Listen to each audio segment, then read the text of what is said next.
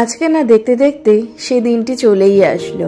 25 তারিখ রাতে 3টের সময় আর কিছুক্ষণ একসাথে থাকা, তারপর যে যার জায়গা।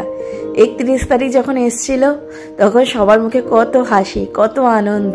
আর আজকে দেখো 25-26 দিন দিয়ে কিভাবে চলে গেল বুঝতেই পারলাম না।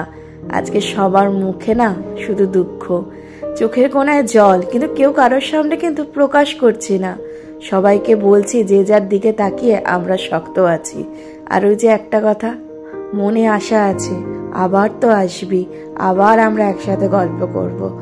মা বাবার যে কি কষ্ট হচ্ছিল সেটা আর বলে বোঝাতে পারবো না। সবচেয়ে বেশি কষ্ট হচ্ছিল এই যে চলে গেল, লাস্ট বিদায় জানালাম। তোরা ভালো থাকিস, আবার আসিস, আবার একটা বছর অপেক্ষা করব তোদের জন্য, যাতে আমরা আবার একসাথে কিছুক্ষণ সময়, কিছু আনন্দ কাটাবো।